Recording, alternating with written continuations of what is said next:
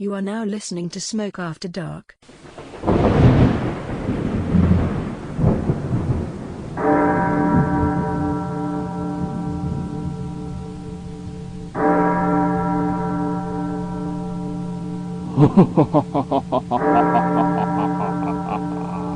Ken McElroy murder case. Everything in a small town isn't small. The person who has the most enemies is the bully. A mystery turns out never to be too far away. Ken McElroy was a man who earned a nasty reputation in the town of Skidmore, Missouri. After years of accusations ranging from theft to assault and even more heinous crimes than you could imagine, Ken Rex McElroy was gunned down in the summer on the 10th of July in 1981. A question that has flummoxed detectives for over 30 years lingers over the town of Skidmore. How was a man shot and killed around north of 30 people without anyone noticing? Our conscience is often a motivator for most of our actions. In my encounters with people, I've realized you are either at peace with yourself or something is haunting you. With that line of thinking, Ken McElroy must have ruffled one too many feathers, because any witness has to be at peace with themselves after 30 years of this unsolved case. Based on the accusations and sentiment I pick up from the townspeople, I fully comprehend how many individuals wouldn't want this particular case solved. To me, justice is the reflection in the mirror. Solving the case isn't what I'm concerned with. Knowing what makes a murderer and being able to identify those signs earlier is what I'm after. I'm not in the business of therapy or fixing people, as they used to call it. I am in the business of changing how we look at people and identifying problems so we can react quicker and potentially save lives. A lot of it will come from awareness, but the other piece to the puzzle is quickly identifying when someone has become a threat. Ken McElroy sounds like a man that couldn't be fixed or didn't want to be helped. He sounds like a man that burned every bridge until there weren't any more lifelines to use. Multiple people claimed he threw his weight around in town. He was a very large man and believed in taking justice into his own hands. This line of thinking and scrupulous activities only added to the disdain people had for Ken McElroy. It would also be the same line of thinking to doom him. Some folks have alluded to his death as a revenge killing and a fitting end to his terror on the town. Other people see his death as being avenged by someone else, possibly someone close to Ken. But who would willingly be close to such a brute? Whoever killed Ken McElroy sure doesn't show any signs that they miss him, not even after 30 plus years have passed. I do see why detectives gave up on this case more times than not. The more you dive into murky water, the harder it is to move. What could have been turned up in the first 48 hours after Ken McElroy's death is now no more than dust on a poison oak leaf, making detectives scratch their heads in disbelief. The old way to find a criminal is to follow the money. One of my biggest questions revolves around his lawyer he used. He was said to have paid straight cash for his legal services, and his lawyer was keeping him out of jail. But he was doing this without a full-time job. So of course people believed he was stealing or doing some type of criminal enterprise to obtain his money. McElroy's lawyer, being able to defeat the barrage of lawsuits that would arise time and time again, painted an even worse picture for the town. The wheels of justice weren't turning, and Ken McElroy's car engine was. That, without a doubt, had to bother residents in the town.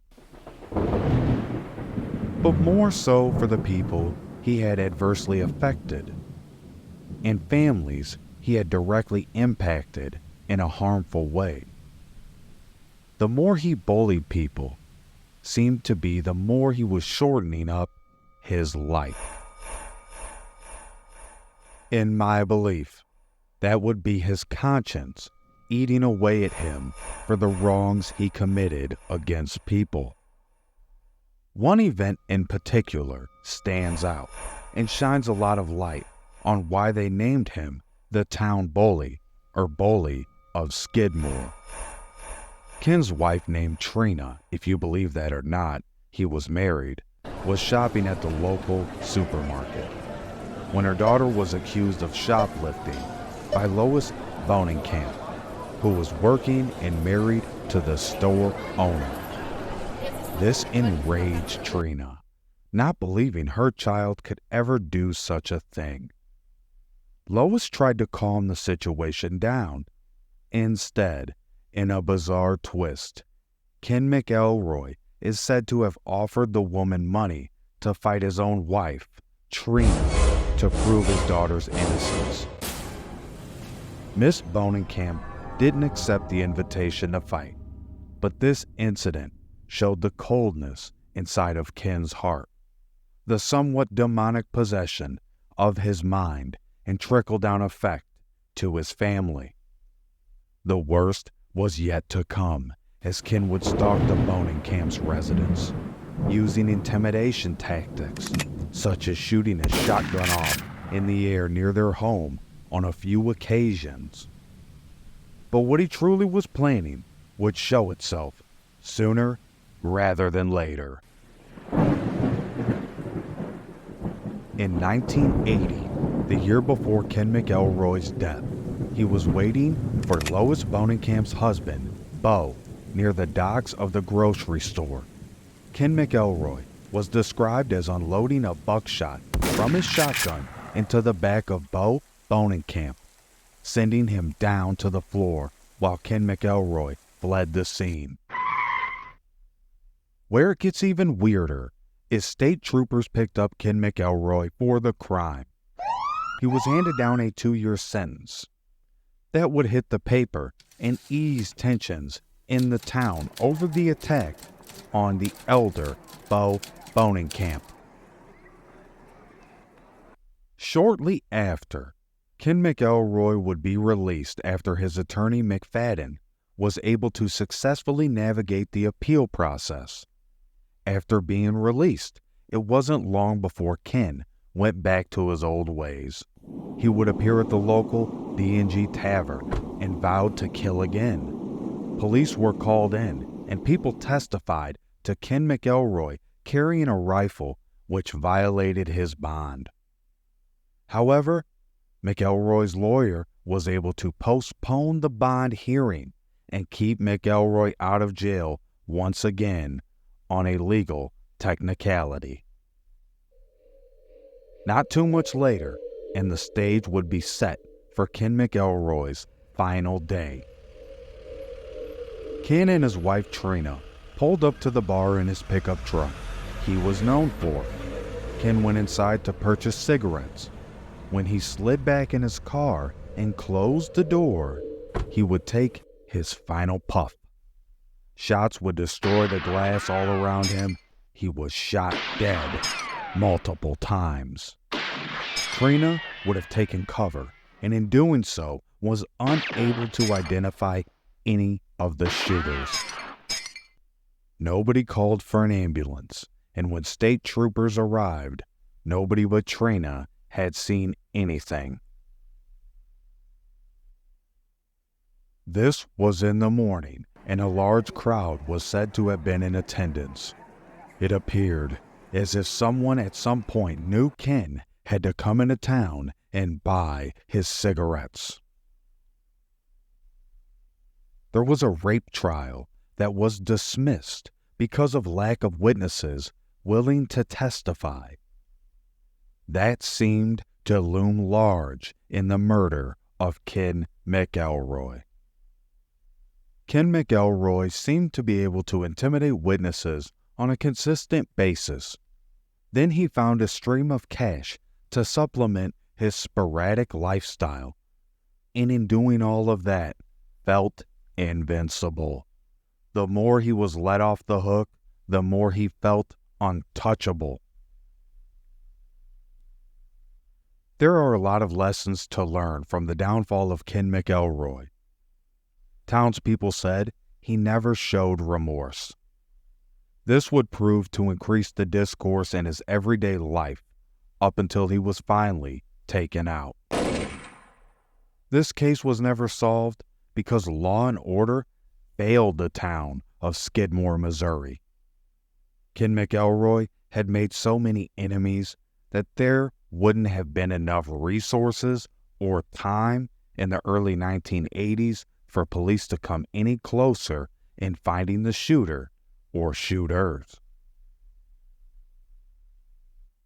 In a way, it is unfair that the town of Skidmore, Missouri catches a bad reputation because of those dastardly years. One thing is without question, that Skidmore, Missouri leaves us with a lasting impression of what can occur when the wheels of justice stop rolling. The townspeople take the law into their own hands. Good night, and thank you for listening to Smoke After Dark.